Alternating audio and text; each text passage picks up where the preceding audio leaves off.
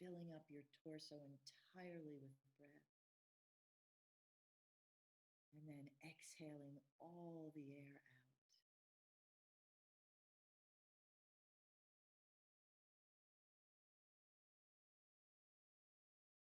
Let the breath be as long and low and slow as you can make it in this moment.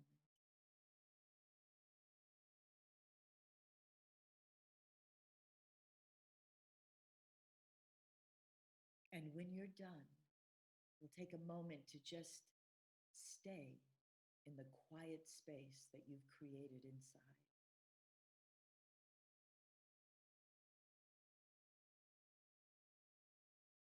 We've just gone through the equinox last week. And as you know, this is the time when day and night are equal. And now the days turn more toward darkness, which is an invitation to go inward, grow more contemplative, feel our own patience, tap into the stillness and the wisdom and the inner light within. As it's darker outside, we turn into the I am light within. And see if you can feel the whole internal space of your body. Letting the space within you settle, rest toward the ground. If the mind is active, don't worry about it. That's just what the mind does. Come back to feeling the entire internal space of your body. We're inviting a meeting of our own depths, our own deeper layers of knowing and being that reveal our inner light. Taking your time, but inviting greater intimacy with your own soul. And as we sit in this space, I'd like to share a prayer by Shiloh Sophia. It goes like this. Challenging times call for a deep dive into soul work. Bring your tools for excavation and a headlight made of fire for night work. The opportunity to explore the hidden terrains is upon us. Together we dig down with gentle hands and discover the previously unviewable artifacts. Here in the shadows, both personal and collective, we will discover something necessary, something we would have never found without this depth of a dive. It won't be easy, never has been. We are gathering courage moment by moment. These kinds of happenings didn't happen to teach us a lesson, and yet our responsibility remains to wake up, to keep watch, to protect what is just, to choose how we will show up. What medicine do you carry? Here's an invitation. Let us be torchbearers. We don't need anyone's permission to walk in our truths. We have freed ourselves the moment we see what our part is in the great unfolding and can act upon it. What is the call of the age, dear ones? Intimacy with soul and fierce vision. Here we are unshakable. Let's see through the veils and not lose heart. Let's keep watch through the night and cover each of us with kindness. May wisdom guide our paths. And so it is. Amen. And taking another deep, nourishing, cleansing breath,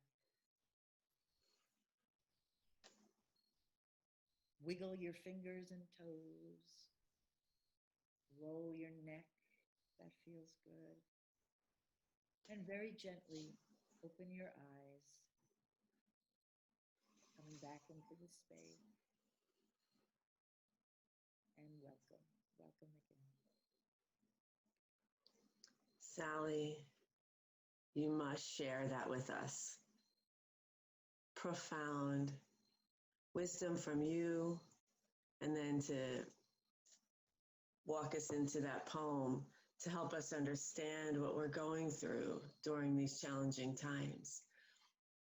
Yesterday, I was listening to Eckhart Tolle when he was talking about, I've never really heard him talk from this space, but he was just like saying, like, kind of put on your bootstraps, guys. We're getting ready, get ready. And that this is the beginning of a true awakening. And we have been in this space for 2020 for a while now. And yet the enthusiasm comes and goes, it crests and wanes as we struggle with our shadowy stuff that is coming up. My dear mentor, Lisa, described it to me as rototilling the soil. And as that denser soil comes up to be enlightened and to be revealed to us, for us to transcend the heaviness that we carry around and to see it in a different vantage point, in an enlightened way. And that poem kind of reminds me to have that perspective, to really see what is happening for what truly is in front of us versus over-identifying with the pain of this experience. And yet seeing, I love the word, the artifacts, uncovering them inside of us, and that this time has purpose. And so do your best to be present. And when you're not, like at the end of that poem, cuddle yourself, care for yourself, be kind to yourself, and be kind to others, because everyone's going through this. So thank you. I wanted to say a big welcome to everybody that's come back to Zombaya. We took our seasonal break and we're here, and it's September, and it's an exciting couple of hours that we're going to have together. Sally's going to be sharing a beautiful teaching on transition, which is the time that we're in now, the in-between time. Katy is here, who's going to be sharing a divine channeled message from Source that she received last night in preparation for this event. So hot off the presses. Thank you, both of you, for joining me on this journey, and thank all of you for being willing to stay awake and not fall asleep in this sleepy darkness, as it can easily consume us at times. So welcome. And I'll at the end be doing my channeling session. So that's what it's going to go fast. So enjoy the ride and welcome. So if I can, I'm going to move it over to Katy now. If you would like to share your messaging. Oh, wait, hold on. There you go. I think I'm unmuted now. Yes. Thank you. Thank you, Vicki. It's such an honor to be back here with you all. This space is very sacred to me and for all of us, I feel, and just very honored to be here in this time. We're in very exciting times of growth, and I did receive a channeled message yesterday from Source Energy. And I'll just dive in. At this time, the mass convergence into 4D has begun. We will explain 4D, or the fourth dimension, as follows. Space is time, and time is space. Now, this may sound vague and cryptic to you now in some ways, but when we unpack this ultimate truth, you will see its relevance for you in these times of evolution and transformation. Up until this point, on a mass collective scale and experientially speaking, humanity has been existing almost entirely in the three-dimensional realm and experiencing life through this lens. Not to say that thoughts or glimpses of 4D were not occurring, but most were experiencing a locked into 3D effect. This is simply due to the level of consciousness and evolutionary progression, which had been unable to evolve past or transcend beyond three-dimensional concerns. Now we would like to say that the greater majority, slightly more than half of Earthlings, will stay locked into this three-dimensional reality and timeline and continue to live out the rest of their lives in this way. This half of humanity will continue on this course, making many of the same mistakes, perpetuating the same limited models and paradigms that make up your current status quo, which is essentially a fear-based one.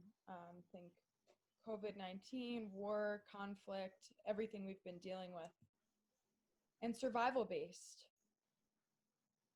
They will be existing on a looping path of destruction, with many wiping themselves out, as we've seen, and others simply doing the best they can to survive and live life within the three-dimensional experience of reality. The other half of humanity, on the other hand, will begin to, has been, and will continue to wake up. This group is transcending and evolving beyond 3D. Many have been teetering on the edge of the fourth dimension for some time. Some are fully in 4D, some are on the 4D, 5D precipice, and a few are already anchored in 5D. On this side of the evolutionary balance, the journey is highly individualized and less of a collective wave of evolution that is shared and moved through all together like in the 3D. Here, all journeys, timetables, paths, and experiences are honored, and there is a richness of respecting each person's process that is highly rewarding. We'd like to take the time to remind you, of course, that the process is not entirely linear, and one may experience pace of various levels and dimensions that one is operating from. Various levels and states, but there will always be a primary dimension that one is operating from. The main distinction we would make between the third dimension and the fourth is that the third is mentally focused, while the fourth is emotionally focused. This means moving from the mind leading the way and making decisions / being the ultimate authority to the emotions and emotional states being the guide, decision maker, and authority. The mind will actually settle down and take a back seat to the emotional nature in 4D. It will only be used when necessary, aka no excess egoic thinking or ruminating. And the fundamental driving force will be how one feels emotionally and vibrationally, which shall determine all actions, or, as may be the case, non-action. Now, we circle back to space is time and time is space because this is so important to understand for 4D. When we say space is time, we mean quite literally that the space-time continuum is such that the physical locations on your planet are actually equivalent to various points in time. And this is irrespective of your current perspective of past, present, and future. For example, some physical locations on Earth are existing well into your past, even BC. Some, though relatively few, are in your so-called present, and some are in your future, 2021 and beyond. This is a literal truth. Does this make sense to you? Now, when we say time is space, this means the reverse is also true.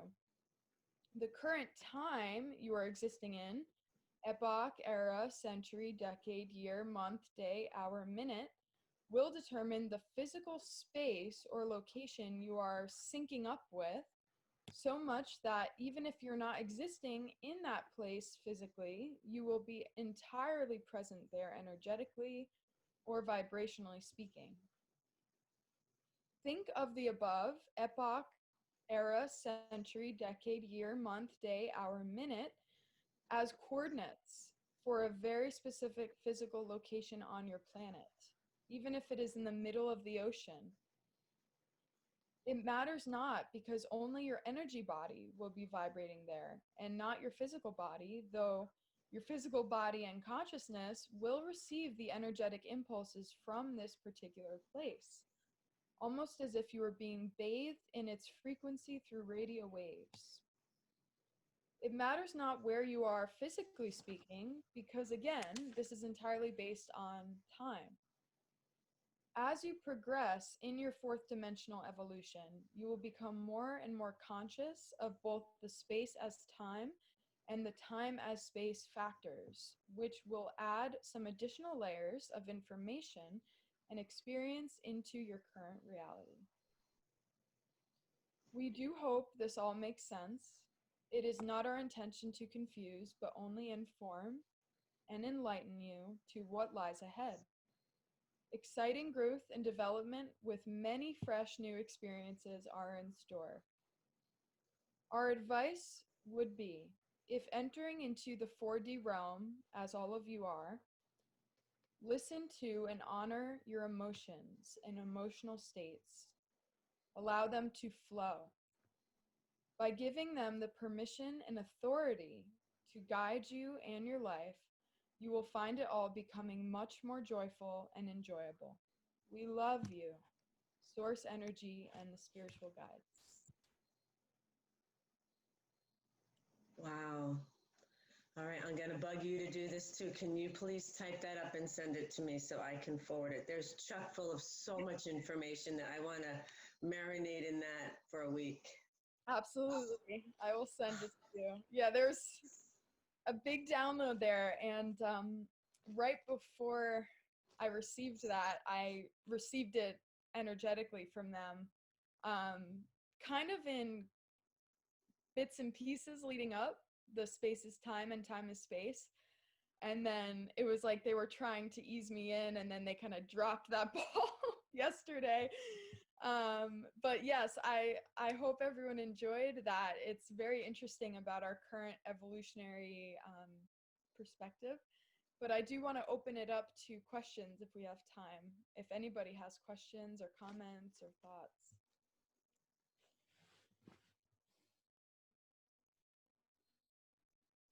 Barb? Barb? Thank you, Katie. That was, as Vicki said, or as you said, a lot, a big download.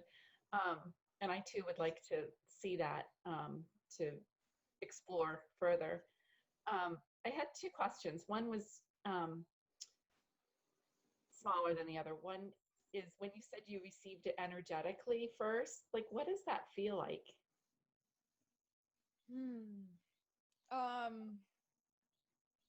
So that's a great question.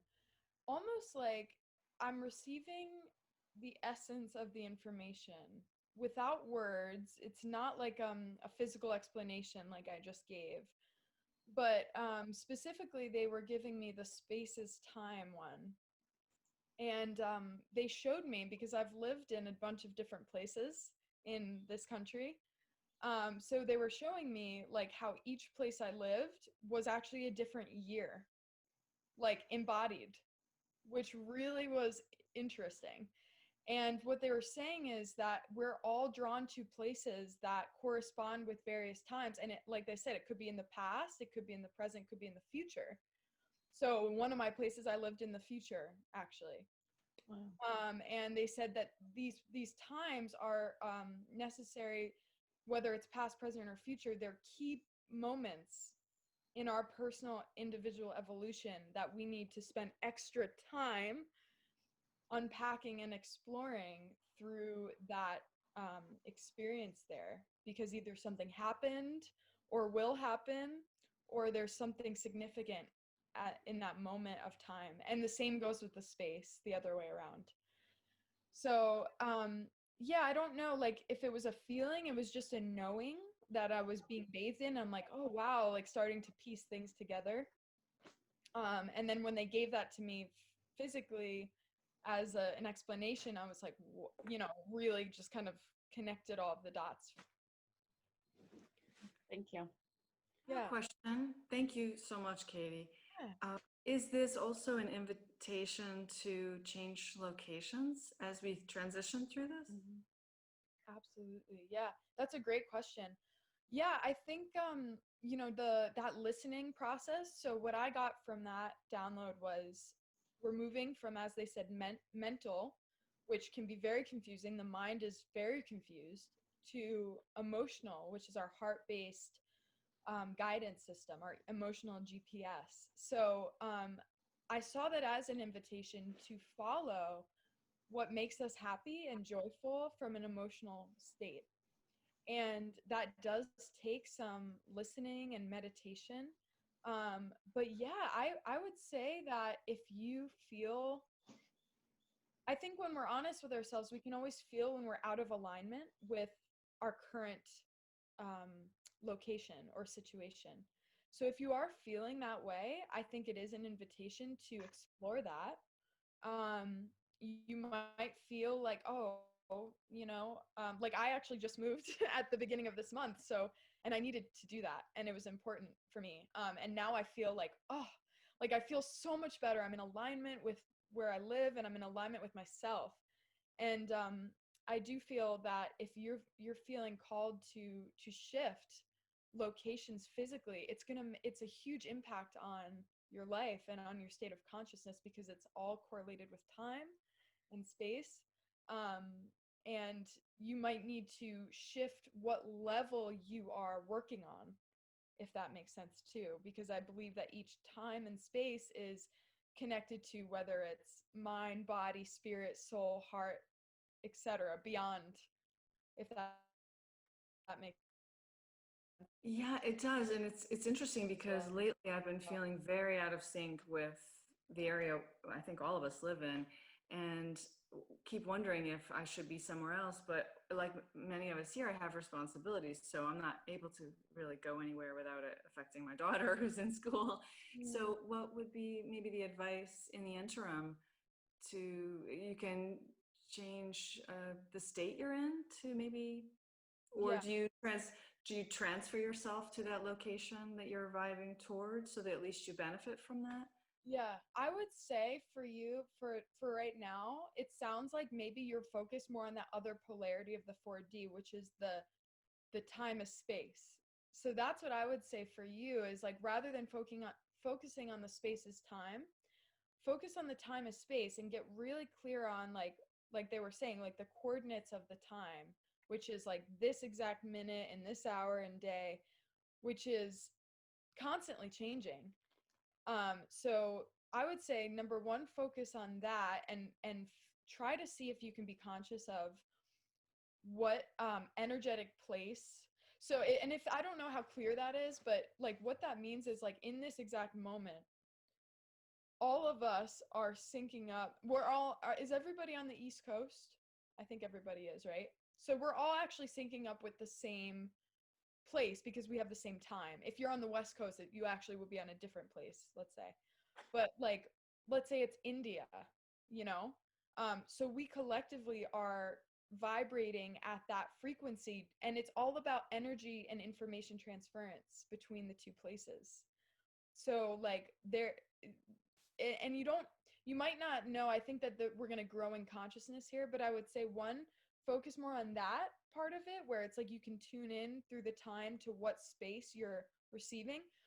And two, I would say work with, there's a reason you are where you are. Even if you feel out of alignment, you definitely, there's a purpose, because otherwise there's loose ends, you know, to finish up wherever you are. And there's still work to be done if you are there. And so I would say work with that, however challenging it may be. And two, I would recommend to travel. And even if it's a short trip, so even if it's going like, you know, an hour away or 2 hours away, travel as much as you can to experience different places and therefore different times in the timeline of humanity. The ones that you're drawn to. Thank you. Yes. Does anyone else have any questions? Greg? Hey, Greg. All right, am I unmuted? Yes. Okay, success. Good morning, everyone. I was just kind of curious, Katy. First of all, I mean, fantastic. Everybody, fantastic. I love it. Is it necessary, or would you say, is it safe to say that you're able to receive and just as much from, I think you did say this, but is it like as much energy? I'm sorry, I'm terrible with words this morning. Is it safe to say you're able to receive just as much from this energetic body and this vibration that this body exists at, despite how close it is in physical proximity? Like you'd mentioned it potentially being out in the ocean, those coordinates. Is there just as much benefit from being connected to that no matter where you are? Yes, definitely. And yes, absolutely. And I think that again, that's the time is space one, where they were saying it doesn't matter where you are at all physically, because you're always vibrating, receiving the energy impulses from whatever coordinates that time. So like today we're, you know, receiving coordinates that will be different from tomorrow, you know, or from a few hours from now, because it's a different time. So it doesn't matter where you are physically for that part. And even I want to say this too, even the space is time. Like I don't want anyone to get stuck on, oh, I'm in the wrong place or anything, because you're never in the wrong place, ever. I don't believe that you ever can be in the wrong place, because if you are where you are, it's exactly where you're meant to be, but you just have more to do there, and you have more to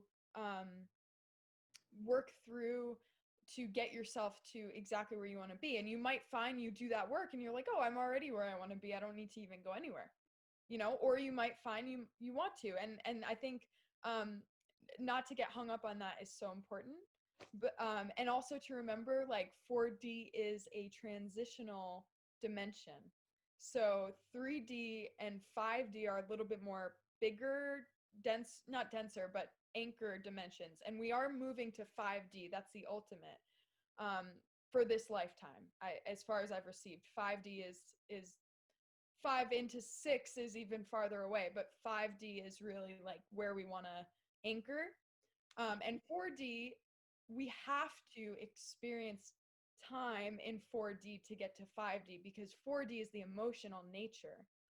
5D, as far as I've received, is the heart-centered, unconditional love nature, which is actually beyond emotions, because as we all know, emotions can be positive or negative and all over the place. But we have to use our emotional nature to guide us to that unconditional love, if that makes sense. So that's what 4D is, the transition into the 5D. But I hope that answered your question in terms of that part does not matter where you are, because you can always receive those impulses. Yeah, absolutely. That was kind of the validation I was looking for. I have wanted to move elsewhere before, but I think it was more fear based and fresh start. Like I want to start fresh, but I'm kind of in a space now where I want to take more action into making my space what I've always dreamed it could be and wanted it to be. So yeah, that makes perfect sense. Thank you. Yeah. Thank you, Greg. Thank Yeah. Katie, I have a question. I think it's fascinating about the 3D half of humanity is kind of live out their life here, and then the other half is moving into 4D and kind of flowing between the states, but moving in that direction, right? Because that's what Eckhart Tolle talks about with the new Earth. It's this experience that some of us are moving into that space and are in it already, and so I can see that from the 3D, we're moving from this mental point of focus to the 4D being this emotional, right, point of focus. And then the 5D, you mentioned heart-centered, kind of moving into that unconditional love. Have you gotten anything yet about the 6D? A little bit. 60, as far as I know, is service to others. Like pure selfless service to others. So really 5D is the last dimension that you can have an ego. You can have an ego. You have an ego in 5D. You have not an ego in the sense of a separate sense of self, an I, like this is me. As soon as you get into 6D, that basically disappears because you are so aware of the oneness of all of us that your actual self doesn't even have much relevance anymore. It still exists as a vessel to work through, but you're so unattached to it that you don't have any selfish desires anymore in 6. So yeah, I do believe there are some people, very few masters and spiritual people operating from 6D on our planet. I think that's necessary to have some on that frequency. And again, this is just what I've received. Take what resonates as truth for you. But I don't think that you can exist beyond 6D and beyond planet Earth. 6D is the actual highest that you can exist on. And it's all pure service to others in the sense of you just do what is needed from that universal collective perspective. And you're not at all thinking about yourself in that sense. Yeah, I can picture a few like Rupert Spira, right? Eckhart Tolle. Like I can picture, I imagine that they're living more in that space. Yes. Yeah. All right, wonderful. Katy, thank you so much. Look forward to the type thing. I am recording this, so I'd love to send that with the email. So absolutely. type away if you feel inspired. Thank you. Thank you. Boy, I'm just so grateful for this conversation that we're having. It's powerful. So Sally, I'm excited to learn about your teachings on transition. You let me know when to queue up. I have the video all queued up, so you just. I will. Thank you. And thank you so much, Katy. I mean, I think what I have to share is people are going to feel some synchronicities with it. This is a little teaching on transitions. So it's kind of coming at some of the same material, but from a different direction, which we love to do at Zombaya. So Ralph Waldo Emerson, a poet, transcendentalist, you probably have heard of him, he asked the question, what makes a person great, right? And he said, not in his goals, but in his transitions is a person great. So I think the question of how we are with transitions is very interesting and very important right now as we are, as Vicki said, we're in the midst of multiple transitions right now. So in this model, they define change as different than transitions. Change is more external, like, something new comes into being, like a move, right? Moving, or a new job, or a loss of something or someone. Change can happen very quickly.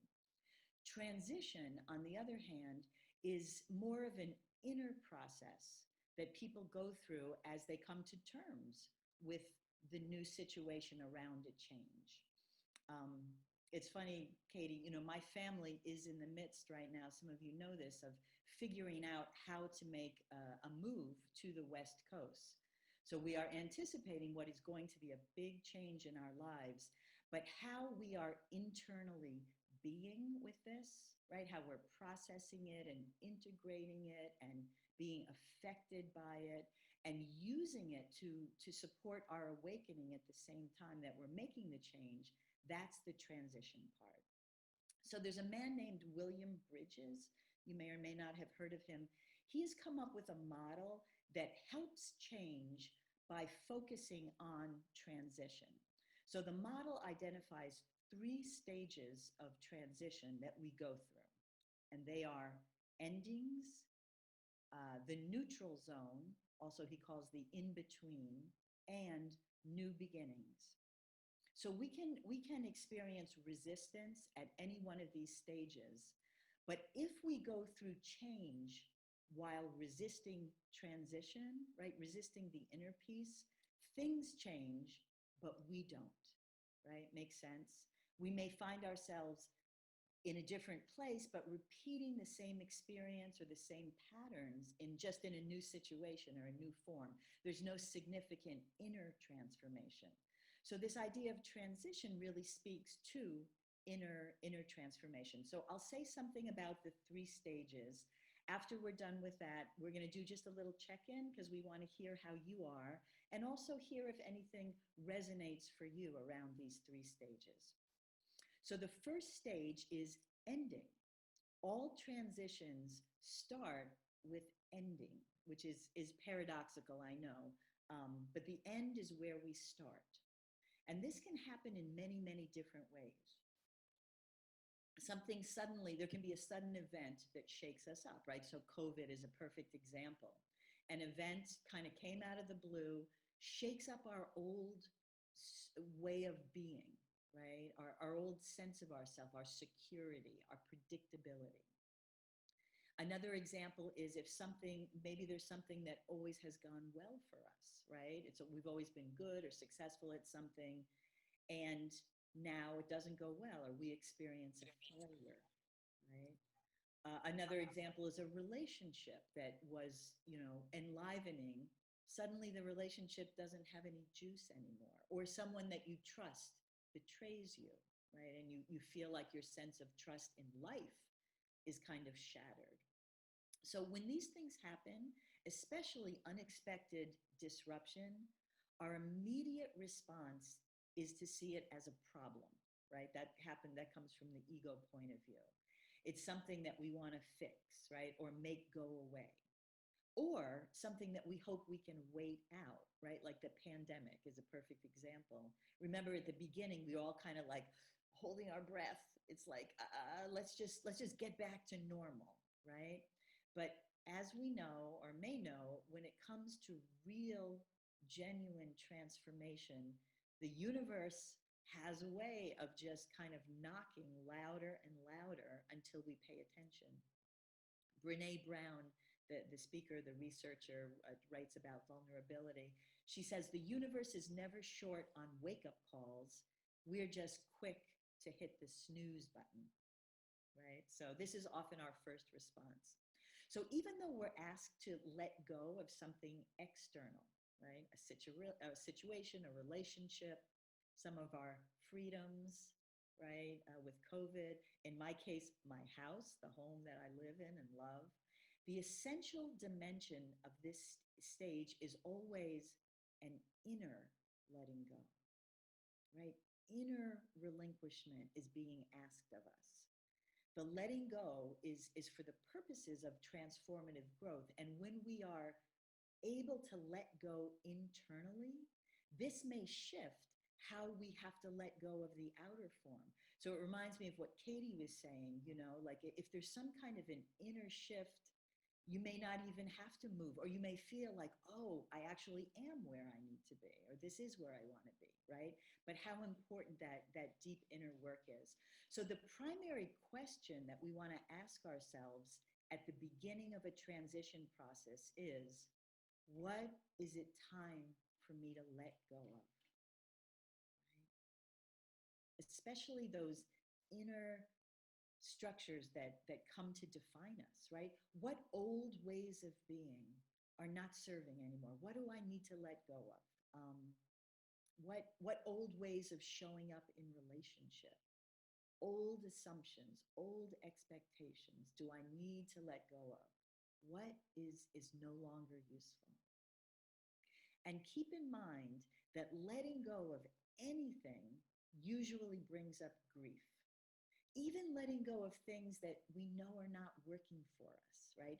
So one of the big resistances in this stage of letting go is we resist because we don't want to experience the loss and the grief.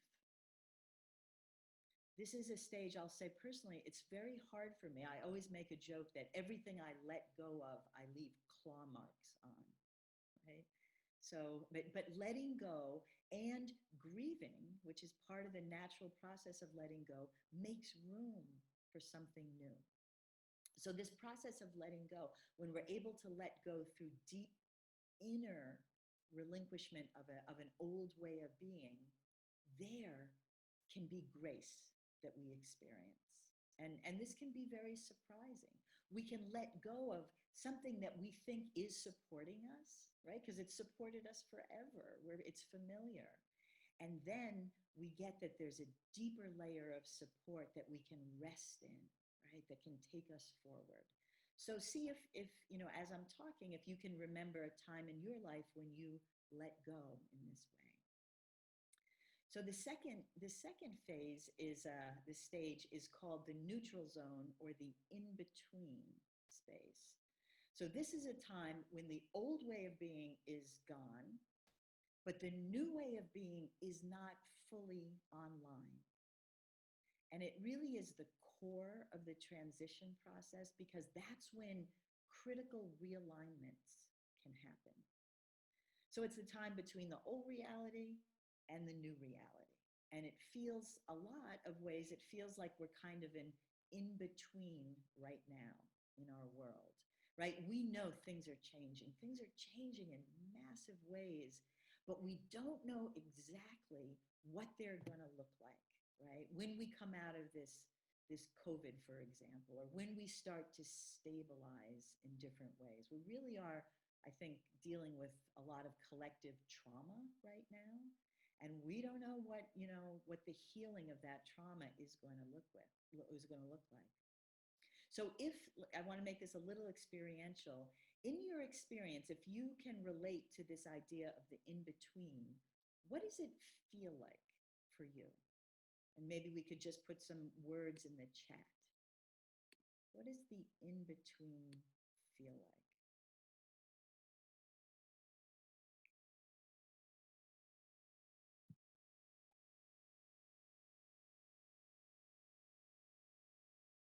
Unsettled, groundless. Yes, Katy says limbo, uncertain, scary, scary. Yeah. Like an abyss, frustrating. Yeah, definitely. Yeah. We can feel unmoored, unanchored, confused. A sense that our old maps don't work anymore. It can feel gray or empty, depressing sometimes to people. We can notice, if we're paying attention, that we're drawn to the old familiar ways of being, and we know it's not working, right? So that's part of what can be frustrating. How about the flip side? Is there anything positive that you experience in the in-between, or potentially positive? Waiting, yes, Greg, going to talk about that. Open to unknown, anticipation, right? There's that edge between excitement and anxiety. right? Fritz Perls, one of my teachers, says that anxiety is excitement without air. Anxiety is excitement without air, right? So if we can breathe a little more deeply into our anxiety, it can transform. Excitement for newness, right? Right. Okay. But all to say, this stage, and Vicki, I'm going to ask you to cue up the video. There is a sense of kind of hurtling through space, and it definitely calls on our courage. So we have here, this is a little video I found that I think really defines this in-between space. So Vicki, do you have the video?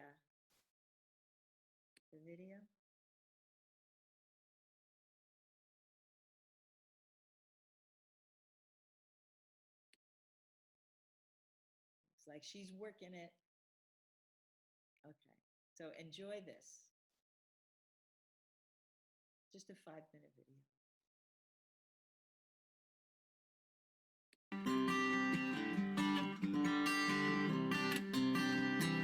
Sometimes I feel that my life is a series of trapeze swings. I'm either hanging on to a trapeze bar, swinging along, or for a few moments in my life, I'm hurtling across space in between trapeze bars. Now, most of the time, I spend my life hanging on for dear life to my trapeze bar for the moment. It carries me along at a certain steady rate of swing, and I have the feeling that I'm in control of my life. I know most of the right questions and even some of the right answers. But once in a while, as I'm merrily or not so merrily swinging along, I look out ahead of me into the distance, and what do I see? I see another trapeze bar swinging towards me. It's empty. And I know in that place in me that knows that this new trapeze bar has my name on it. It's my next step.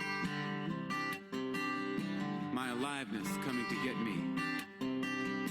And in my heart of hearts, I know that for me to grow, I have to release my grip on the present, well-known bar to move on to the new one.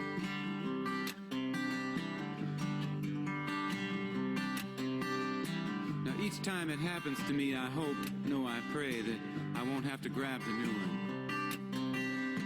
But in my knowing place, I know that I must totally release my grasp on my old bar, and for some moment in time, I must hurtle across space before I can grab onto the new bar. And each time I'm filled with terror. It doesn't matter that in all my previous hurdles across the void of knowing, I have always made it. Each time I'm afraid that I will miss, that I'll be crushed on the unseen rocks in the bottomless chasm between the bars. But I do it anyway. Maybe this is the essence of what the mystics call the faith experience. No guarantees, no net, no insurance policy. You do it anyway because somehow to keep hanging on to that old bar is no longer on the list of alternatives. And so for an eternity that can last a microsecond or 1,000 lifetimes, I soar across the dark void of the past is gone, the future is not yet here. It's called transition. Come to believe that this is the only place that real change occurs. I mean real change, not the pseudo change that only lasts until the next time my old buttons get punched. I have noticed that in our culture, this transition zone is looked upon as a no thing, as a no place, between places. Sure, the old trapeze bar was real, and the new one coming towards me, I hope that's real too. But the void between, there's just a scary, confusing, disorienting nowhere that must be gotten through as fast and as unconsciously as possible. What a waste. I have a sneaking suspicion that the transition zone is the only real thing, and that the bars are illusions we dream up to avoid the void where the real change occurs. Now, whether or not my hunch is true, it remains that the transition zones in our lives are incredibly rich places. They should be honored, even savored. With all the pain and fear and feelings of being out of control that can accompany transition, they are still the most alive, growth-filled, passionate, expansive moments in our lives. And so transformation of fear may have nothing to do with making fear go away, but rather giving ourselves permission to hang out in the transition between trapeze bars. Transforming our need to grab that new bar is allowing ourselves to dwell in the only place where change really happens. It can be terrifying. It can also be enlightening in the true sense of the word. Hurtling through the void, we may just learn how to fly.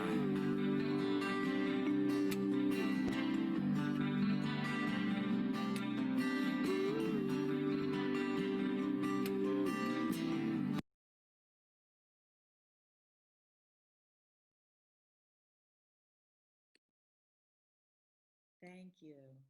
Thank you. And Vicki, can you send the link out to people too? Send that link out. You know, I've watched it a few times now. There is so much in there, right? There's so much in there to the language that he uses talking about that moment of hurtling between space. I heard him say this time that maybe that's the more real place than even either bar, right? The old bar or the new bar. Right? So unlike that gap in the trapeze, this in between can actually go on for a long, long time, right? Our archetypal religious stories are filled with stories about the in between, right? Jesus's 40 days in the desert, or the Israelites, leaving their bondage in Egypt and wandering the desert looking for the promised land. The Buddha leaving his wealthy, sheltered home, right, and going out and encountering, old age, illness, and death, and then a meditating monk at peace. And he set off in a wandering state himself, and eventually finding enlightenment. We see the stages in nature. Last time we were together, some of you were here, we talked about the caterpillar's time in the chrysalis, when the caterpillar cells literally die and dissolve, and the imaginal cells awaken and find each other, right? So we need courage for this stage. We also definitely need patience, right? We need to be able to wait in an open and receptive place, which is a skill that many of us need help in cultivating and developing, especially in our culture, which is so speeded up, right? So focused on immediate gratification and over-reliance on productivity. So this stage is very, very challenging for sure. But, just like the earth in winter, we benefit from learning to turn inward, just like Katy was talking about, listening, right? To become very quiet and listen to the messages, right? The hints that are being offered by our own souls, as well as paying attention to everything that happens around us and treating it as a possible guidance from spirit. So this is important about this stage. The in-between is a time of waiting, but it's not a time of inactivity. Just like the fall and the winter, how can we be awake in our waiting? How can we not go back to sleep, not get numb or frozen? The suggestion is that we need to really pay attention to what sparks aliveness in us. And I was thinking, Var, with your question, that's a potential answer, right? To what sparks aliveness, and to really explore those inklings, right? Those little nudges, those little invitations. It's like watering the seeds in the seed bed. We know the seeds are there, we can't see them. So, one of the most important questions is, what enhances my sense of aliveness? Equally, we want to pay attention to what doesn't enhance my sense of aliveness. I think that's something I'm seeing in my process right now. There are things that I need to not do anymore because there isn't, for whatever reason, it's not good, bad. There's no aliveness in it for me right now. And I'm leaving some of my work because of that, right?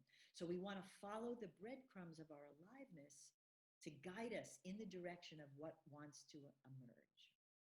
The resistance in this stage, we resist the confusion, the terror, the uncertainty, the instability, everything we wrote about, the boredom, sometimes the grayness of the in-between space, right? We can go very numb in this place, feel frozen, and because of the lack of aliveness, despair.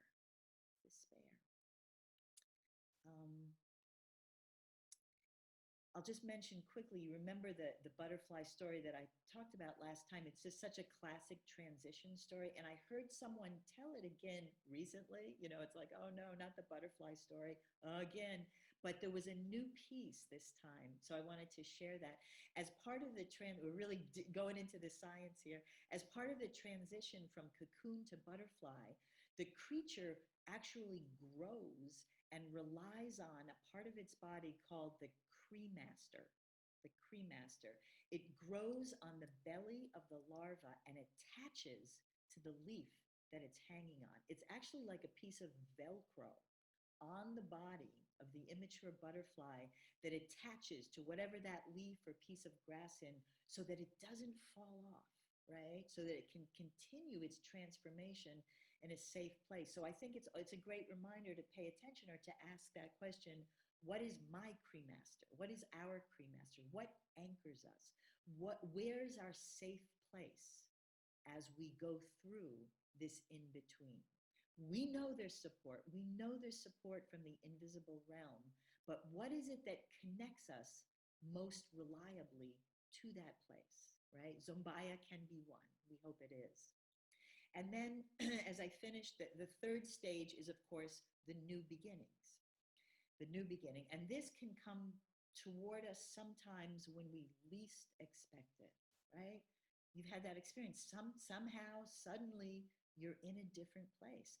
As we pay attention to these clues and invitations and opportunities that present themselves in the in-between, we can take hold of, identify with something that presents itself in the in-between, right? A new outlook, a new possibility, a new reality, a new attitude toward life, or a new value that comes up. And then we begin to enter a new phase, a new stage in our life. And what was once impossible to imagine comes into being, right? We've had that experience. We know it. We begin to feel like, oh, life is back on track, and we can move forward with new energy and a new sense of possibility, right? Where we were frozen, now we feel energized, reoriented, renewed. And I've said it a few times, we see it in nature again and again, right? Trees, the leaves are falling off the trees now, and we're entering the time when life goes underground. And we know in spring, new life that's been nurtured, right? Under the surface, pushes forward back into life again. I was just talking to a client recently who said, with all this uncertainty, like, I'm so happy to feel fall here. It's like, oh, at least the seasons are reliable, right? And we can anchor in that sense of this process of transition that it's deeply imprinted in the world and also in our human psyche, and we have an intuitive knowing of it. So as scary and as unnerving as it can be, there is something within us that trusts in the organic and natural unfolding of this transition process, right? Death, right, which is the ending, the line fallow, right, the in-between, and then the rebirth, right? So part of what I find helpful about this model is that I can put my own experience, which can feel very unanchored or distressing in certain moments, into a context that helps me remember that yes, this too will change. New beginnings have come again and again and again in my life. Why would this be different? I'm going to be okay. We are going to be okay. In fact, we are okay. And the way that we are showing up now in the in between matters, right? It matters a lot. Am I frozen? Am I depressed? How am I navigating the in between? It is a limited time, even if it doesn't seem that way.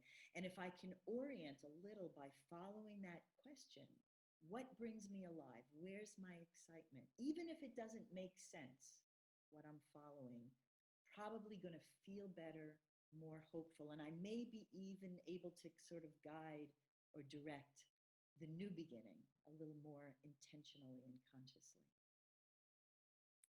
So that's it for the transition. I hope that was interesting, helpful, sparked something in you. And we just wanted to we have a few more minutes, which is great. We didn't do a check-in at the beginning, but we'd love to hear from each of you and hear how you're doing. Like, how are you navigating this in-between time, if that resonates for you? And if there's anything that is sparked in you through hearing either what Katy shared or what I shared. So, yeah, Anne, welcome. Hi, it's so good to see you. It's just funny that like everything you said just so resonates with me. My journey over the past couple of years has been kind of wrestling with or coming to terms with, or I don't know how to describe it, but a few years ago I had such a tumultuous, like I describe it like it was a tsunami, because my dad died, I got divorced, I left my house of 13 years. It just was one thing after another, and So a lot of endings. It was really stunning to me, and I could not handle it. And then since then, and that's where I started drinking a lot, and then started getting sober eventually, and that's been a really great path for me. And it gives me some framework, which is good. I need some structure around moving forward. But I found myself recently, so I started doing a master's program in addiction studies, actually, and that was such a welcome change, something that I had wanted to do for years, just going back to school and learning. And so I was finally doing it, but now I'm like a few months away from graduating, and we're in the middle of COVID, and the election is, blah. Um, uh, so social unrest, it's like, you know, um, so deep inside me, and like, I am sure that my life is unfolding exactly as it should. That is one of the things that I know deeply and truly. But on a regular daily basis, I'm in this like, it's kind of like being in a river that's just like the rapids. I'm in the rapids, trying to get my head above water and trying to stay upright. And it's just such an interesting thing, because it's like, on the one hand, I feel sure that I'm going to be okay, and that I am okay, and that my life is unfolding as it should. And on the other hand, I can't get used to the groundlessness. But I don't know if we ever do, But I like what you said, the perspective of the in between being, as valuable, or maybe more valuable in some ways, than the settled, you know, before and after of the transition. So Thank you, Anne. I think we are all being asked to, at the very least, make peace with being in the rapids, or in that, that in between, before we grab the next thing. I mean, I don't know that we have to like it, but it's very alive, right? And I thought of, you're in the rapids, if the being in a river is a great metaphor too. If you can find ways, just moments when you can be in water that's less turbulent, float on your back, right? Like feel held by the water, right? To the best of your ability. Thank you. one other thing that I wanted to say, one of the things that you said that struck me, there's a quote from a guy named Howard Thurman, who is a writer and civil rights activist, who said, don't ask yourself what the world needs. Ask yourself what makes you come alive, and go do that, because what the world needs is people who have come alive. That's right. That's right. Yeah, thank you. That's beautiful. Someone else like to check in? Lauren, hi. So good to see you.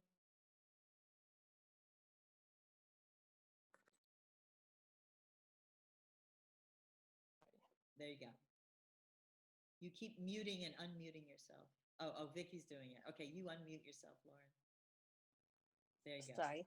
I apologize for being late and for in and out. My having some construction in the backyard to fix our flooding, and my husband keeps putting the internet in and out, and I'm like, stop. So I went on my phone and my hotspot, so I apologize for that. And it's so great to see everybody this morning.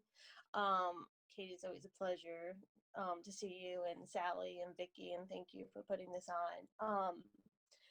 And I just always find it amazing when I join these, how relevant what everyone says are things that I had been thinking about or pondering on, and to come and hear them out of, all of your mouths and all your wisdom is just really surreal. And, Sally, talking about this transition, I actually was thinking about this morning because my life has transitioned like everyone else, but I'm an empty nester for the first time in whatever 25 years, and I've been looking so forward for this for so darn long and couldn't barely wait. And I'm here and I'm so lost, and not only for that, but like in my career, and then with COVID and being home, and where I get really, I've been trying to find a new career path, and Katie knows I've done sessions and I've meditated and the whole thing, and I get so frustrated with myself because I feel like they're breadcrumbs that I'm not picking up on, and I get so much anxiety feeling that in this in between. Like if I was said like, you're in this in between, and that's okay, because like in a year or two it's all gonna work out for you, but like I feel like I'm so hard on myself, like I'm in this in between, and I should be seeing these breadcrumbs, or I keep having anxiety that I'm missing the breadcrumbs, or that I'm not taking into action, that I'm keeping myself safe, or I don't know, like I'm kind of counterproductive myself, that trying, maybe things are coming to me and I'm ignoring, and I kind of like just beat myself up over it. And this morning I was just thinking about that, and I heard something about networking, and I'm like, I should be networking more. But the problem is, every time I think about the people I'm going to network with, it doesn't light me up. I could give a hoot. Any of these directions in my career, I'm like, I don't care about that. And I keep like want to apply for other jobs, and every time I go to apply, I'm like, I don't want to do that either, right? And then I get frustrated. I'm like, I don't. And this is really the core. I don't know what lights me up, and it's so frustrating to be this point in my life, to be 52 years old and have no idea who I am, what lights me up, and what I want to do. And nobody can answer that for me, and that's where I find so much frustration. I would pay a lot of money to anyone that could do it, and I keep asking, and it keeps coming back to me no matter who I ask or what I read or what I look for. It says, what lights you up? And I think like that's what I need to answer first before I can like figure out my next step or where to go. And that's what's uncomfortable in this transition. It's just like ick, because it's like, oh my God, like I'm still stuck here and I'm not moving, but I also like blame myself for not moving, because I know that Hey, Lauren, can you name one thing that you really, really love?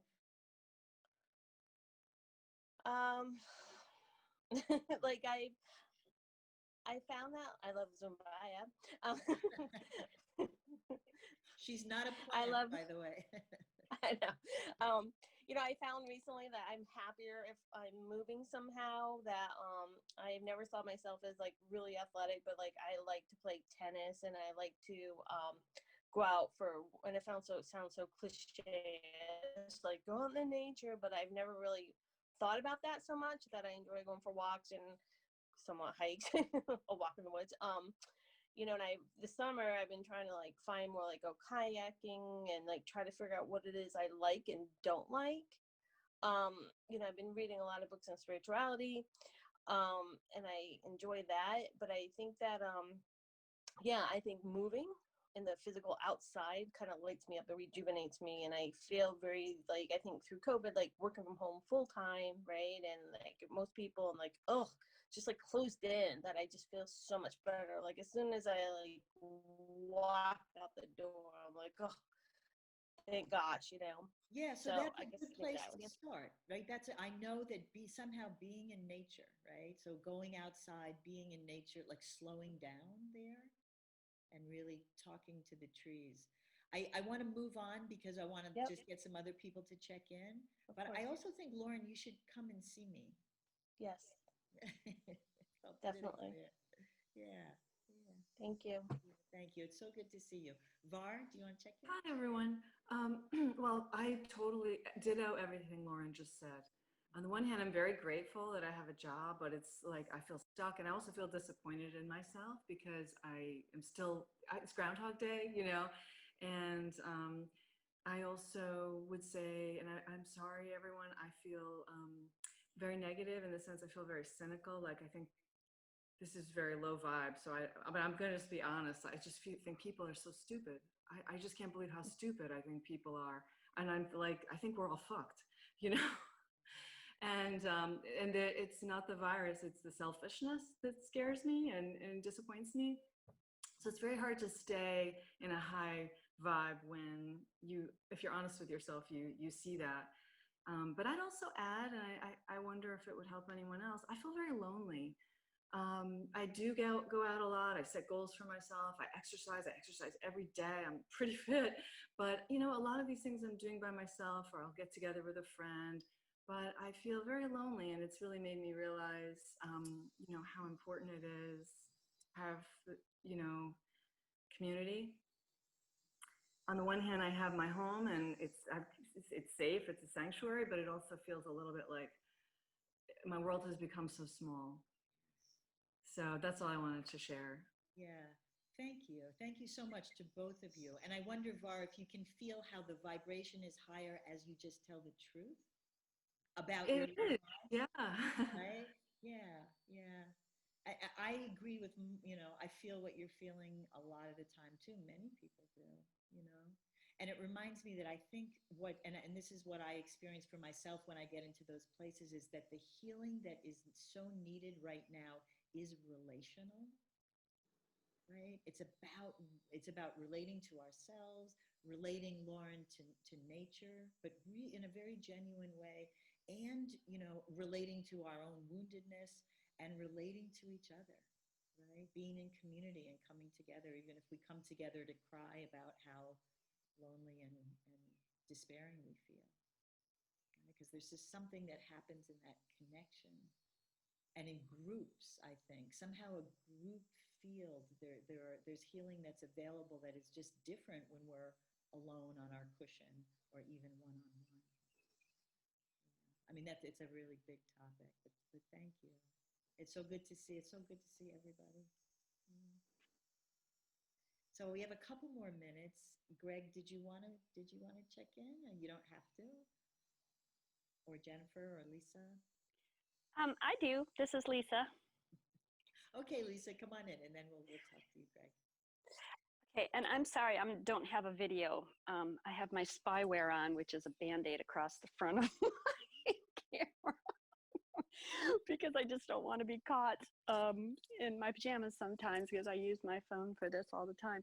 I wanted to share something that helped me with the whole idea of transition. And first of all, I want to say this is so wonderful to each and every one of you, everybody who spoke up, the facilitators, the participants. It just feels very like a wonderful community. And so thank you for inviting me. So I just wanted to throw this in here to help anybody the same way that I was helped from it. I think in terms of energy all the time, whenever it is that I'm having a difficult time, and transitions historically have been difficult for me because I overanalyze and I get really heady into the transition. So in my personal journey, I have been learning let go, surrender, trust and faith, all of that. And so what came upon me one time when I was meditating was that we are pre-packed, programmed, pre-imprinted with the process of transition at a core energetic level. And we don't even know it because it is so simple, so effortless. And it is something that we do every single day. And that is liminal space. The space between the worlds when we are tired and we're going to sleep, that there's a space there in between. And when I think about this space, or I talk to other people about this, everybody says, I love that place. I love that space. That is just so, it's magical. It's like you feel that it's intangible, but yet you're there and it is tangible. And so it is a place of transition. And it's a place of transitioning in between the worlds. And we do it every single day, sometimes twice or 3 times a day, depending on your state of being at the moment. But anyway, so if we can take that as a template and look at that place is effortless. It's a place of suspension. It's a place of wonder. It's a place of assimilating and absorbing what is coming to you, because you really do not have demand over it. You could have command over it because you're drawing it to you. You're wanting to sleep. You're wanting to go from one place to another. But when I figured that out, I wanted to stay in that place. I mean, how crazy, because like in the 3D in transition, it is so hard to transition in physical form, you know, from your job to another, from one relieving a marriage, or the empty nest syndrome. All that kind of stuff is so hard in the physical, dense, slower energy plane. But in the going from this plane to another plane in the 5th dimension, it actually is delicious. It's some place of sensual, experiential wonder.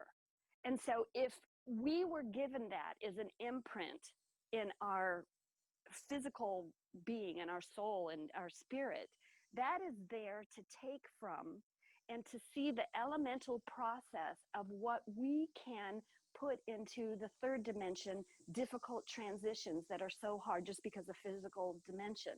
So if we can take the elements of letting go, releasing, allowing to receive, attracting what is belonging to us, and the inevitable feeling of it's going to be okay, and I'm going to be rejuvenated, regenerated, and somewhere we have an innate knowing that when we drift off into sleep, we're going to be joined by angelic help, our guides, our ancestors, whatever it is. But it is that helped me so much to draw upon those elements and put them into my 3rd dimensional freak out. Lisa, thank you so much. That's beautiful and very, very inspirational. Very inspirational. As you're speaking, I'm having all of these thoughts of experiential exercises that we can actually do together to help, you know, kind of transcend the resistance and move into that space a little bit more. So I'm actually taking notes for our next Zombayas coming up. So listen, thank you so much, everyone. I know not everyone checked in, but I want to turn it over to Vicki now for Dear One.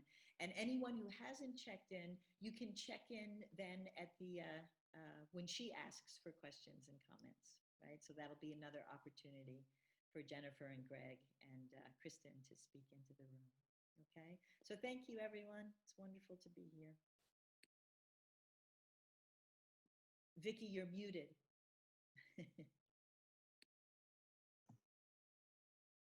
Thank you, Sally. I can always rely on your groundedness.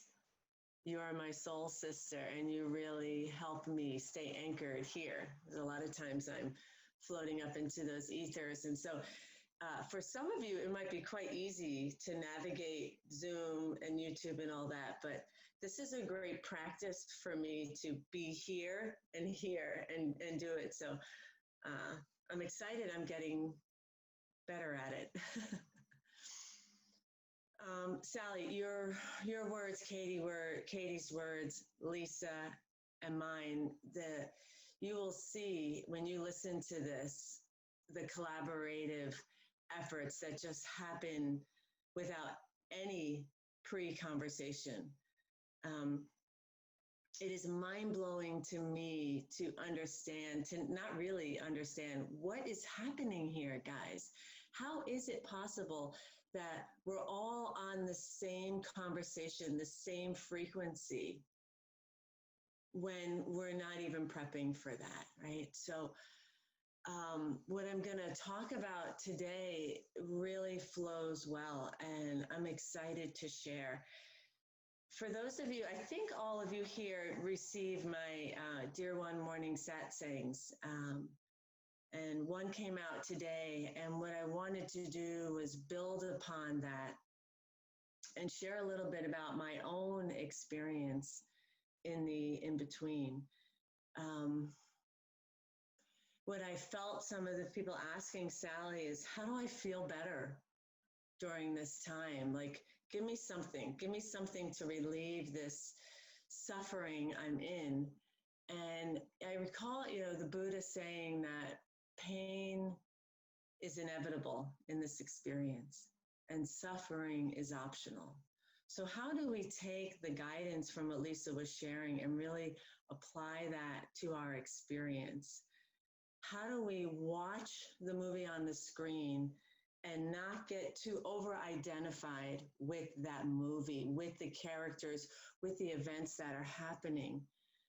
And I recall Eckhart using the metaphor of the sky, and that we are the sky and the thoughts are the clouds. What does that really mean? Okay, so I'm watching the thought go by. I'm not the cloud. When I heard Katy talking about this transition from 3D to 4D, this light bulb came off of me that the 3D is the cloud that we're over-identified with. So what's the 4D? And I thought, it's the freaking thunderstorm. It's the lightning. It's the sensations. It's the emotions. It's the weather that's happening with the sky always remaining constant. And the thing I know for sure, I'm going through 2 hurricanes, losing my house and my house twice in hurricanes in Florida, and just in a daily kind of thunderstorm, that it comes to pass. But what's constant is the sky. It always is there.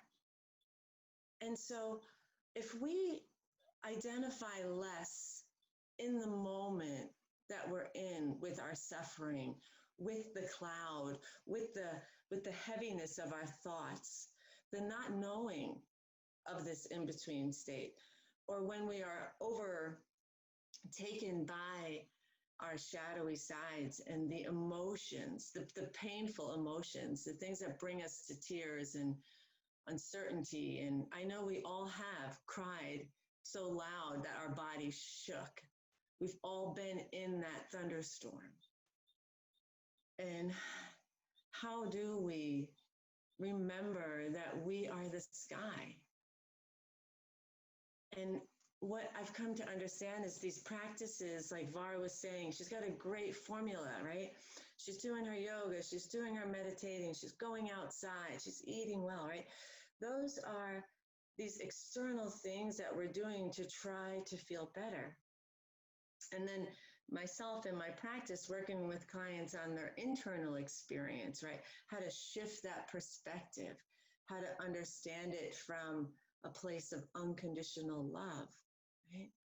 But it doesn't seem to resolve what we're all trying to arrive at. And I thought about that over the past few weeks as I went into my channel 2 weeks ago, and I asked to see all of my masks. It was quite unsettling. It was quite a horror movie in a way, and yet it was pleasurable at the same time to have that awareness. And what I wanted to speak about was the awareness, because I think, or I should say, here I am. I am talking. So I think that it is through the awareness that the suffering lessens. It is through that deeper awareness. It's one thing when we read a book and we're taught about what that thing is, that elusive thing called source, right? It's not a thing, right? It's an experience. And like Katy was saying, when we're trying to grapple that in the 3D, there is this identity of this experience, but it's not an embodied experience. And I know each of you have had those moments where you've synced up with the awareness that you are. I know you have. You've had that moment, and hopefully a lot of them, where you've been in that zone, and you've, whether through meditation or through a really pleasurable experience, some people get there through many different ways, and meditation is one of them. But that's when you're in that awareness, you have transcended the mind. So you're not over-identified.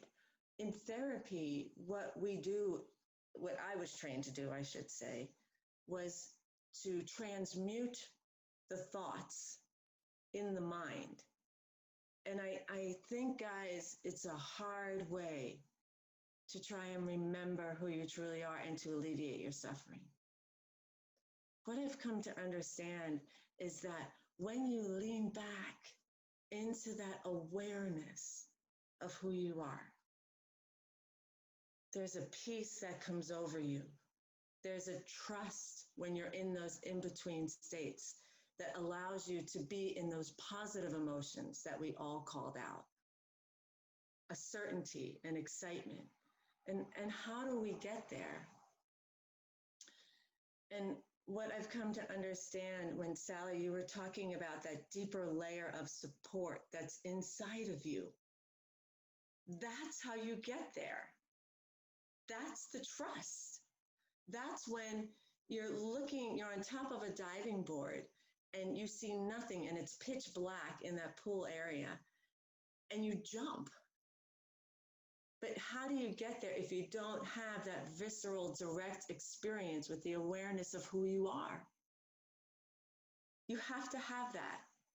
So I encourage you to move into those experiential moments of awareness. Get there somehow. Get out of the head. Get out of trying to think your way there. You won't. You will be in a mind that is an illusion. Instead, go into nature, like Lauren said. Talk to the tree, like Sally said.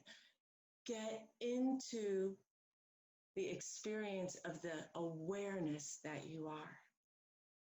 And I wanted to add with that, when I've done that, it's peaceful, but it's not exciting.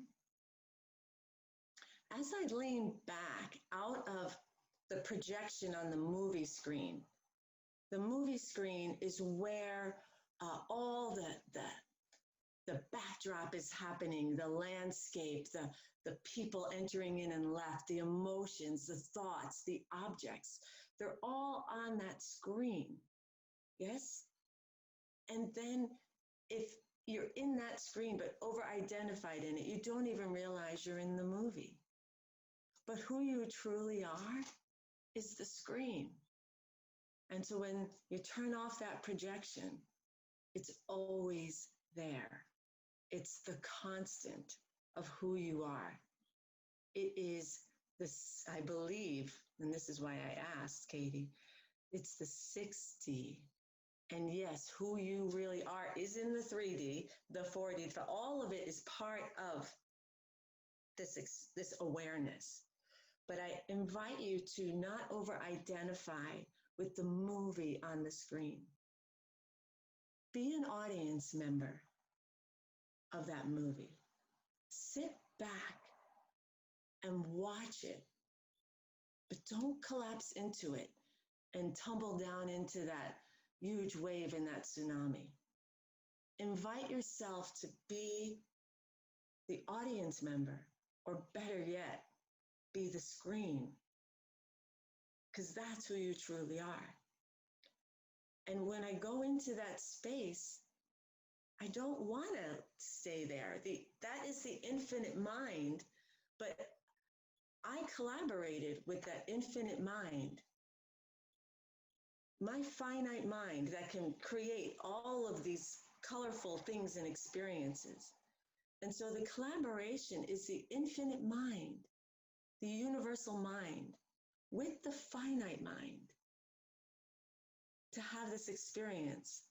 So as I invite you to go into the awareness, I also invite you to stay in your movie, but stay in it as an audience member.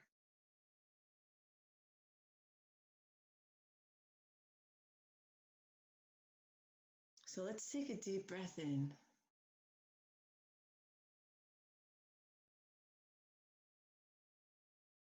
And I want you to right now imagine yourself on the screen. You are here in this conversation, in your house, having this experience.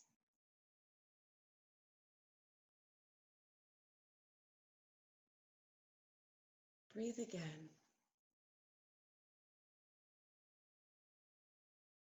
Notice on your screen the clouds that go by, the thoughts. Let them go for a moment. Good. You're doing great. Watch the storm begin to clear. Notice as you move off the screen into the observer role as the audience member, what you see. It's a little less provoking. You're moving to a vantage point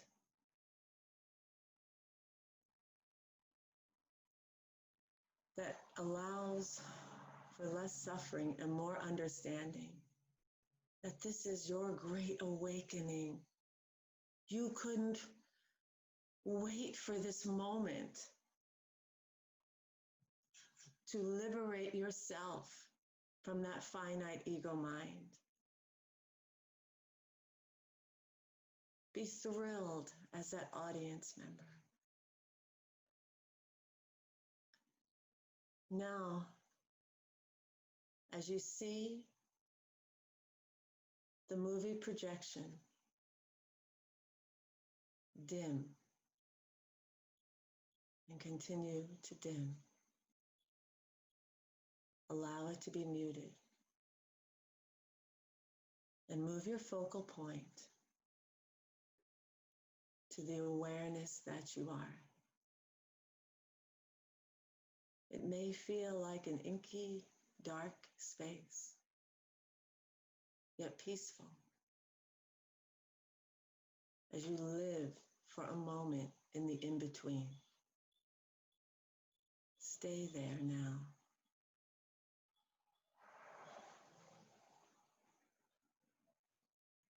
Good.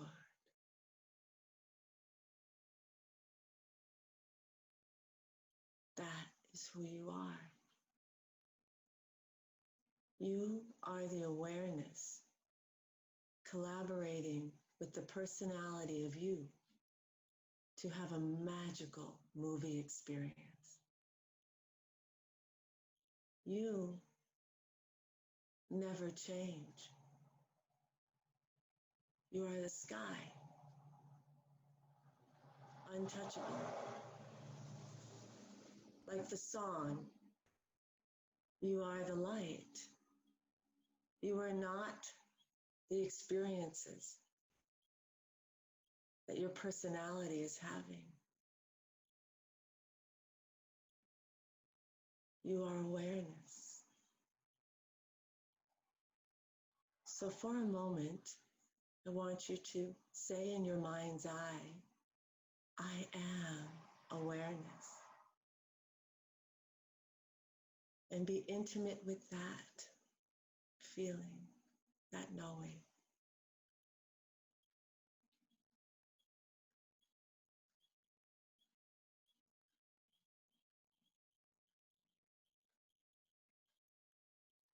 Good.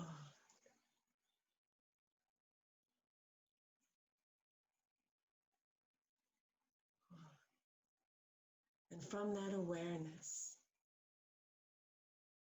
bring back the quality that you need to remember this when you re-enter your movie.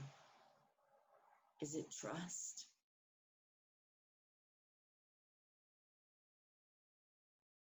What is that attribute of who you truly are that you can carry along with you back into the movie? Yes. It's hard to leave there. I know that feeling. It's hard to come back into the movie where sometimes we feel shredded and pummeled. But with this awareness, it makes it easier. As you see that you are the director, the screenwriter, and the lead actor of your movie. So make it the most epic, incredible experience that you can. So as you bring your focal point back to the audience member that you are, the observer that you are, breathe with a sigh of pleasure that you've come here to watch this movie with eager anticipation, knowing it would give you just what you needed, just what you were waiting for, to expand your soul and to assist in the expansion of the collective and the universe. You are a collaboration with it all. You are it all.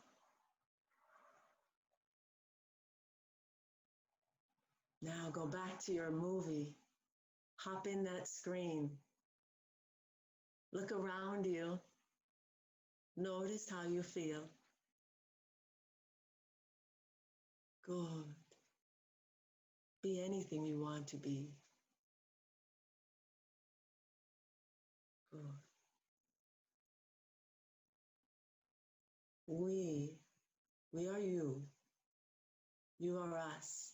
And we are one. We are it all. Namaste, dear ones.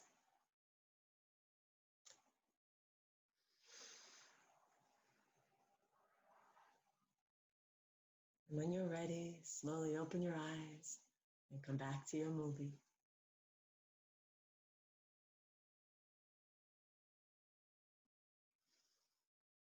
Any thoughts? Any questions? You can speak to dear one, which is you and me, as a universal mind. Speak to me directly, my personality.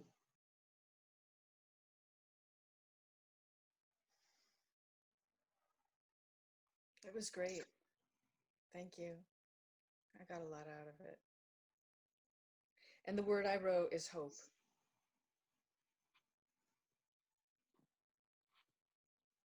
Thank you, Bar.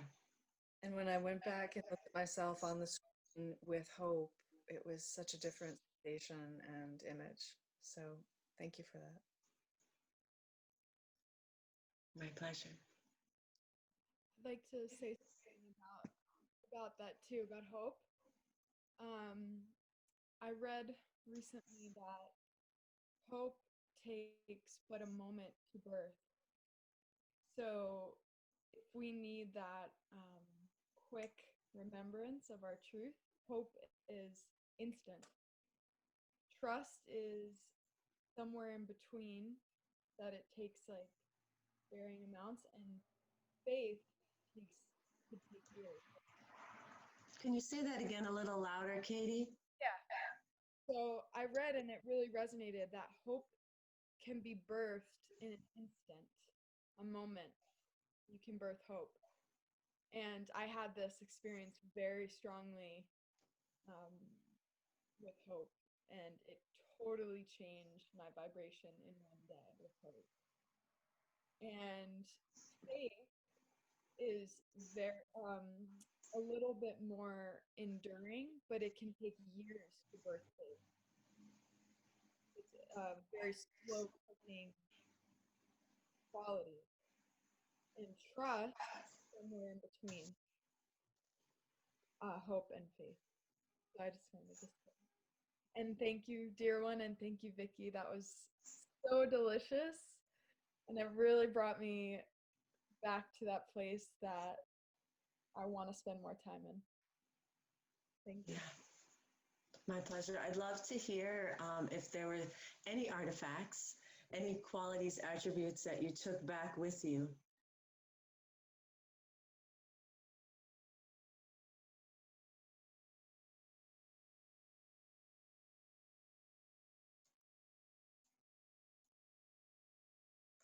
Oh. Okay. Well, I would add, while people are coming up with things, if they want to say something, is that when I liked myself better with the hope. Mm. I don't like myself when I don't have hope. So that's kind of a cool artifact. Yeah. It's a beautiful thing to bring back.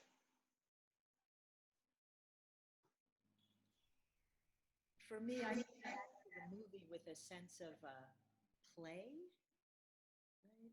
Playfulness. Like, oh, this can be fun. I can enjoy this. Mhm. And that felt very lightening.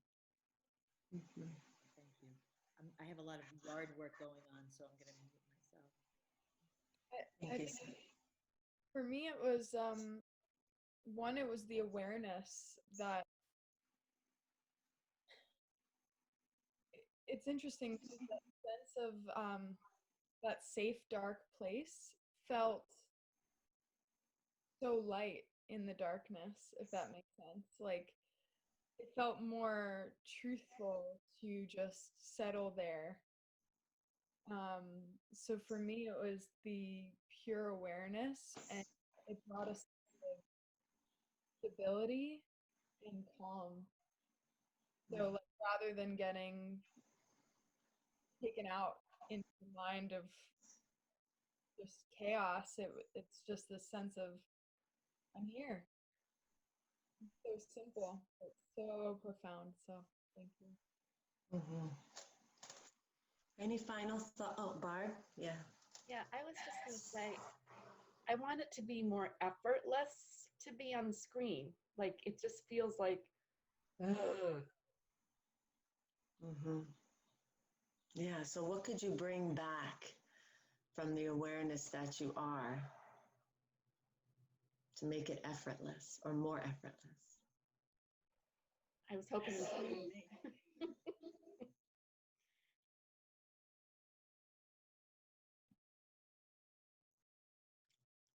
I was gonna say, I think that's it. Is effortlessness. That's what I got. That's what you need to embody. Yeah. Yeah. And I love, hope, faith, trust, and real experiences that you personally have with the awareness that you are makes transcendence possible, makes that understanding easier to stay with you in the movie. Like, I feel that I have that most of the time because I've had these experiences that remind me of the bigger picture, right? So I would invite you, Barb, to explore ways. There's many ways, infinite ways to tap in. What I've been doing recently, which is effortless, is just leaning back. I close my eyes and I lean back and I try to be, we've heard this, right? The space between my thoughts. And for me, it's a dark space. There's nothing pretty, nothing I hear. It just is that dark space. And that helps me remember and stay awake. So there's not suffering. It's not effortful. But I'd love to talk with you more later about some ideas for you. Thank you. I so want you to experience an effortless movie. I love you so much, Barb. Thank you. Bar, did you raise your hand? Yes, only if I didn't want to interrupt. I'm sorry. If this question is for dear ones or you or anyone. Can you talk about the difference between giving up and surrendering?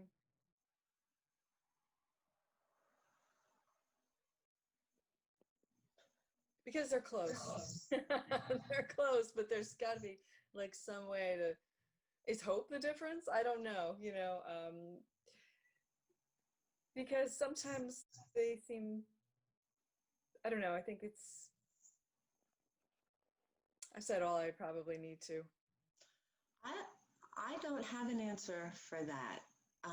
It's once we have words, we kind of lose a little bit. We do our best to describe things, but giving up, surrendering, letting go. So I'm gonna see if Sally, if you have a brief explanation for that before we close out. Well, I was just starting to type in because it's a good question. And I think, when we get into language, words mean different things to different people. But what came up for me first was that giving up is possibly more willful. Potentially, you're doing something and that may come from a thought or an idea or an egoic place of feeling like you should do something. I mean, not necessarily, right? And that surrender is more of just like sort of being in the river and going with the flow of what's happening.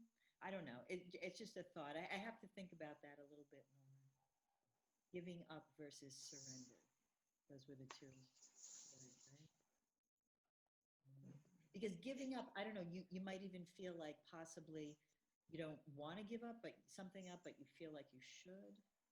I don't know. I meant it in the context of, with Barb's question or the comment about it's effort, like, does it have to be this hard?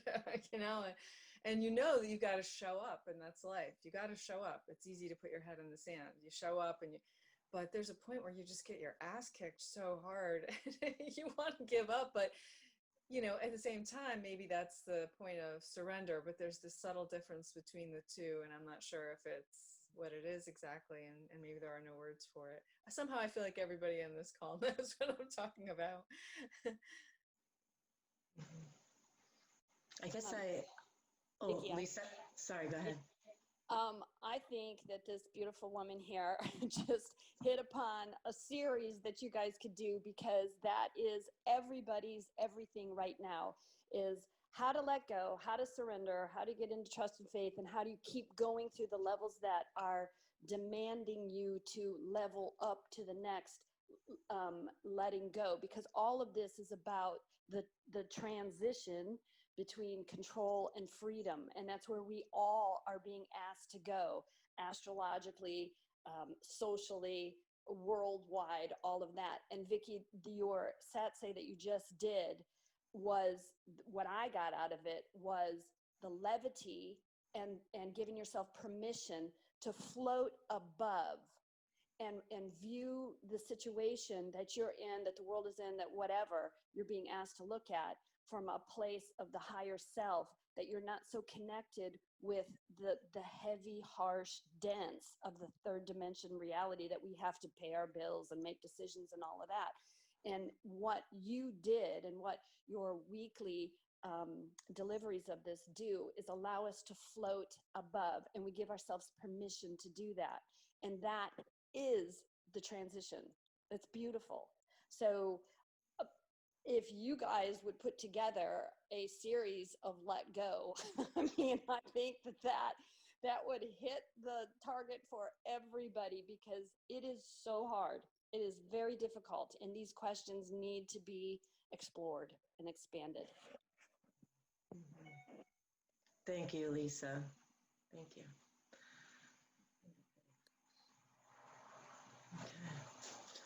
All right, so Sally, if we can pass this on to you for closing prayer. We are so grateful that each of you have joined us today. After the prayer, there will be this really great song that will leave you vibing high. Hope you stay for it, and we'll see you next time. And of course, Sally? if you have to tune out, you can do that. But yeah, it's a great song. Be the Change, Be the Transition by Donna DeLore.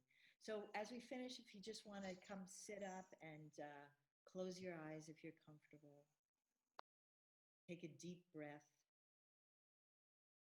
Right? Feeling the nourishing quality of a breath of air, right? Settling into the whole internal space of your body and heart and mind. And as the days shorten and we turn into a darker time of year, let us surrender. Let us let go into a mysterious process that we are not in charge of. Let us trust the creativity that can emerge in this in-between time. Let us trust in our awareness that allows us to move into the movie from the perspective of the audience member, from the perspective of the screen itself. We know that new life wants to grow and that we can move gently into our movie with more awareness. We know that healing wants to emerge into expression. Let us gather all of the clues and sparks and invitations and opportunities and inspirational words that call our attention as we walk through the in-between. Let us share our insights and our wisdom and our hearts with each other in this precious community, and trust that the seeds will sprout into the energy of new direction that will fill our next moment with aliveness, with possibilities, with new vision and hope and effortlessness for ourselves into our world. And so it is.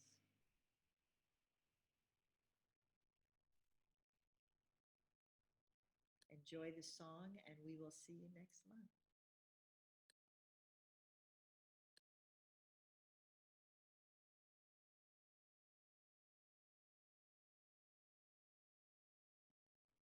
You're welcome to get up and move if you'd like as well. Always good to move.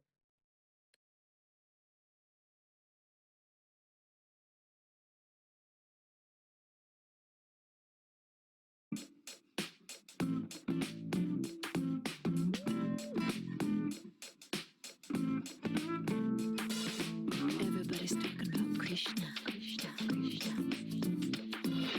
Everybody's talking about Buddha, Buddha, Buddha. Everybody's talking about Brahma, Brahma, Brahma. Everybody's talking about the Dalai Lama. They're talking about one love, one blood, one light in everyone. One life we give to each other. We are sisters and brothers. Everybody's talking about Jesus Cristo. Everybody's talking about Amma, Mother. Everybody's talking about Gandhi, Gandhi, Gandhi. Everybody's talking about Satchidananda. Yes, absolutely. They're talking about one love, one blood, one light in everyone. One life we give to each other. We are sisters and brothers. We sing Om Shanti, Shanti, Shanti, Shanti. Om Shanti, Shanti, Shanti, Shanti. Om Shanti, Shanti, Shanti, Shanti. Om Shanti, Shanti, Shanti, Shanti. It's time we wake up to a brighter day. Realize peace is the only way. Now we're walking out of yesterday. We can rise up together, be the change we want to see in the world today, in the world today.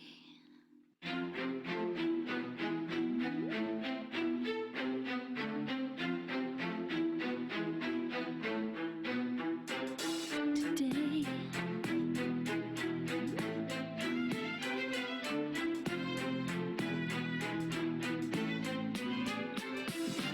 Everybody's talking about consciousness. Everybody wants that eternal kiss. Yeah, everyone's saying there's more than this. Everyone wants to follow their own bliss. Talking about one love, one blood, one light in everyone. One life, give each other. We are sisters and brothers. We sing Om Shanti, Shanti, Shanti, Shanti. Om Shanti, Shanti, Shanti, Shanti. Om Shanti, Shanti, Shanti, Shanti. Om Shanti, Shanti, Shanti, Shanti. Om Shanti, Shanti, Shanti, Shanti. Give me the change. Om Shanti, Shanti, Shanti, Shanti. See the world.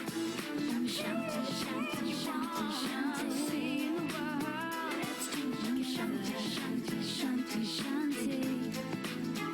It's time to wake up. Shanti, Shanti, to a brighter day. Realize that Shanti, Shanti, love is a way. Om Shanti, Shanti, Shanti, Shanti. Let's do it together. Shanti, Shanti, Shanti.